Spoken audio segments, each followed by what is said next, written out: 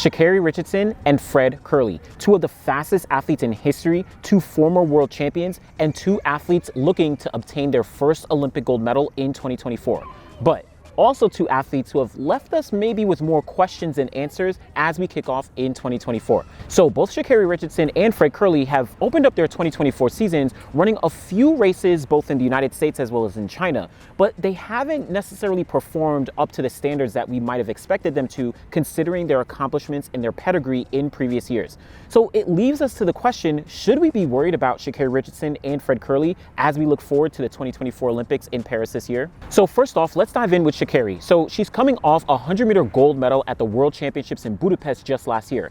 And in that 100-meter race, she ran a time of 10.65 seconds, which moved her to number 5 all-time in the 100-meter dash. She also won a bronze medal in the 200, and she ran a personal best of 21.92 seconds. So essentially, Sha'Carri is coming off a very successful 2023 season, which really just backs up the talent that she had displayed in previous years, but had never gotten a chance to actually put on for the world at the Global Championships until 2023. So here at the top of 2024, Sha'Carri opened up her season running 2 races in China over 200 meters. First off, in Ximen at the Diamond League, she ran 22.99 seconds, finishing 2nd place. Then she went over to Suzhou in Shanghai, running 23.11 seconds for 3rd place. So after that first race, everyone was kind of questioning. They were saying, oh, it's a little bit earlier, it's her season's opener, not too worried. But then after the second race, just this past weekend, she did start to raise even more questions, at least amongst the track and field world.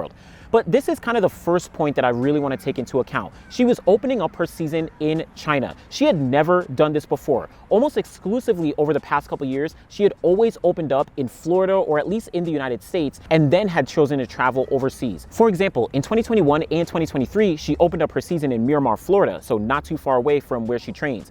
Also in 2022, she opened up her season in Jacksonville, Florida. So again, always in Florida, and then she had the opportunity to either travel outside the state or travel overseas to compete in some Diamond Leagues and some other races. But on top of that, she also had generally run a few races prior to opening up with the 200 meters. For example, in 2021, 2022, and 2023, she had run a few 100-meter races before even stepping foot in a 200. So that's something to take into account in terms of her opening up 2024 with a 200 as opposed to a few 100-meter races. And another factor to take into consideration is that Sha'Carri actually has opened up her season much earlier in previous years. Take a look at 2021. She opened up on April 10th in Miramar. 2023, she opened up on April 16th in Miramar as well. 2022 was the only exception where she actually opened up much later on May 21st. But she was coming off kind of a down year in a sense from 2021 and her ban, and she did also open up in Florida, so significantly different from opening up in China. And yes, I have to caveat, I know she was supposed to run in Miramar this year. She unfortunately didn't compete there, so it would have been earlier, but at the end of the day, she didn't compete. That's a whole different discussion on why she didn't run.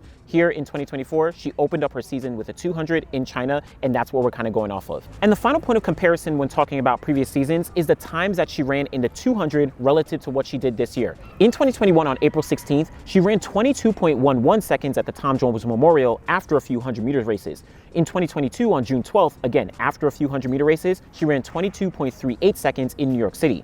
Finally, last year in 2023, on April 29th, she ran 22.54 seconds in Botswana, once again, after a few 100-meter races. So yes, this year she opened up significantly slower than in previous years, but taking all these things into consideration. Usually she opens up a little bit earlier. Usually she has a few 100-meter races in her legs. Usually she's opening up in Florida. So yes, 2024 is significantly different than 2021, all the way up to 2023 when we're making comparisons to her season's opener.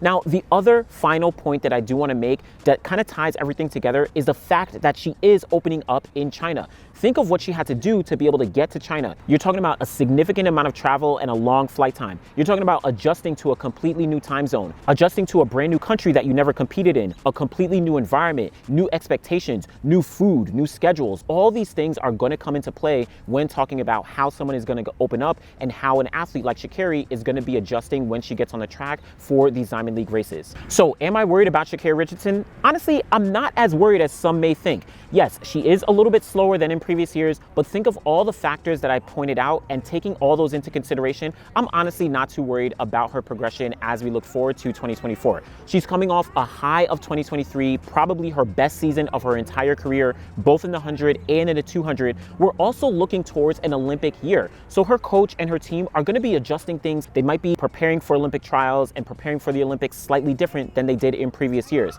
So those things need to be taken into consideration, and that factors into why I'm not too worried about Sha'Carri right now. But I will say I'm definitely going to be keeping a lookout for her next race, whether that's in the 100, the 200, or whatever it may be. If she comes out in the 100 and runs sub 11 in her next race, I think that she's going to be very much back on pace. 10.9 is a very strong time. In the 200, maybe if she runs around 22.4 or 22.3, I think that's again going to indicate a really positive trajectory as we lead towards the Olympic trials. But I do want to note, I'm of course not Sha'Carri's coach. I'm not her team. I'm not all the people who are around her, her support system. So I don't know what she's actually doing in training. I don't know how she's looking as she's preparing for these races. They may very well have different targets and different indicators as to what may highlight a really good performance heading into Olympic trials. But for me, just on the outside looking in, I think that she's in a very good place, and I'm not too worried for the most part, but I'm definitely going to be keeping an eye out as we look towards May.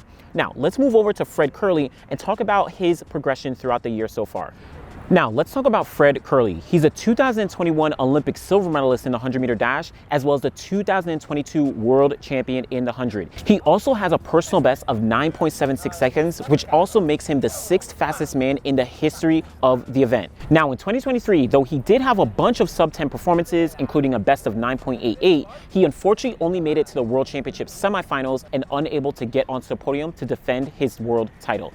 But on top of that, at the end of the season, he actually switched coaches, moving from Allianz Francaise over to Los Angeles to be coached by Quincy Watts. So a little bit of a shift as we look towards the top of 2024. But looking at the progression of his season so far, Fred Kerley has actually competed significantly more than Sha'Carri when talking about the year. He started off his season on March 16th running 10.03 seconds in Florida. Then on April 6th, he ran 10.11 seconds in Florida once again. Then he flew over to China, and on April 20th, he ran 10.17 for second place. And then finally on April 27th, 10.11 seconds for third place. So when looking at this season relative to previous years for Fred Kerley, he actually has opened up his season at a similar time. For example, in 2023, he ran a 200 and 400 in Australia in February and March. Australia has a summer season, so February is kind of the summer for them. Then in 2022, in April, he opened up with 100 meters running 9.99, as well as a 200 running 20.04 and 19.8. Again, all of those in April and all of those in the United States. Finally, in 2021, he actually was still kind of a 400-meter runner, but he did start off his season running the 100 meters a bunch of times in March as well as in April with a best of 9.91 seconds late in April. So in this case, you can kind of say that Fred Kerley isn't doing as well relative to previous years, considering he usually does open up at around the same time, considering he has actually competed overseas, again in Australia, also in Japan a little bit. But just like I noted for Sha'Carri, there's definitely going to be a little bit of adjustment. When he did compete in Australia, he was there for a long time. He was not only in Australia, he went to Japan. He was kind of in that same time zone for a significant amount of time. Remember, I said he ran on April 11th, a 100-meter dash, then he went over to China and competed on April 20th. So we're only talking about less than 10 days between one race to another race from Florida all the way to China. But in just a slight comparison to Sha'Carri, he has opened up and run significantly more races, so it's going to be a little bit different in that case, but it is still very early. So there's still a lot of time for Fred Kerley to really ramp things up and get a little bit better as we approach the Olympic trials. Though, of course, there are different situations where he's coming off not such a great year from 2023. He switched coaches at the end of the year, and the times that he's been running early in this season relative to what he did in previous years are really not matching up to what we might expect. So in my opinion, I would say I have slightly more concern for Fred Kerley as we look towards the top of 2024. But does that mean he's completely out of the picture? Absolutely not. If he went into his next race in the United States and ran 9.9 or 9.8, I would not be surprised in the least bit. I think he's still very much capable of it. But I definitely do have my eyes open for if he's going to be able to get back to that previous form of 9.7s, right? The form that got him to a world championship title, to an Olympic silver medal, all those years ago. So these are just two individual athletes competing in a few races at the top of 2024. But I do want to talk about kind of some criticisms that people have had and some justifications that people have had to really understand why athletes in general have been running a little bit slow in the sprints at the top of the year. First off, many people, including myself to a degree, have been saying it's still very early, so we should expect fast times later on. Yes, that's true to a degree, but look at some athletes who have already run fast at the top of 2024. In the sprints, Gabby Thomas, she's run 22.08 in Texas. Tamara Clark, 22.21 in Texas. Aaliyah Hobbs, 10.88 in LSU. Courtney Lindsay, 19.88 in Florida, 19.77 in Kenya. So we can't just make a blanket statement that it's still super early, it's only April, and everyone is running slow. No, like I noted, a few athletes who are professional, there's many athletes who I didn't even know, they have already been running fast at the top of the year and are likely going to continue on a trajectory in that path. Now, I have noted that it is still early, but I do just want to kind of caveat that argument that it doesn't hold weight across the board. But on top of that, some people have been saying that, oh, are the tracks in China a little bit slow? It must be, the sprints just aren't fast on this track. That is completely disproven considering some performances that we've seen not only this year, but also last year. For example, Jasmine Camacho Quinn in the 100-meter hurdles, she ran 12.45 seconds. That is just off the world lead, and she did that in Ximen at the Diamond League. So very, very fast time. Devin Charlton ran 12.49, very fast time, not a slow race. Marley Paulino in the women's 400, she ran 50.08 seconds. Yes, it's not 49 seconds, but it's actually her fastest season's opener of her entire career. So again, a really strong performance at a track in China. On top of that, Daryl Nita, she won the 200 ahead of Anavia Battle and Sha'Carri Richardson. She ran 22.62 seconds. Yes, that's not the fastest time in the world, but think about it. For Daryl Nita, that's actually the fastest time that she's running the 200 this early in the season. On top of that, that's one of her 15 fastest times of her career in the 200. She's been a sprinter for a very, very long time. So for her to run one of her fastest times ever on the same track that everyone else was running, that says a lot about what's possible. Let me also dive back into 2023 where we saw Christian Coleman as well as Kashane Thompson. They both ran 9.8s on the same track in China in Ximen that the Diamond League just happened at a couple weeks ago.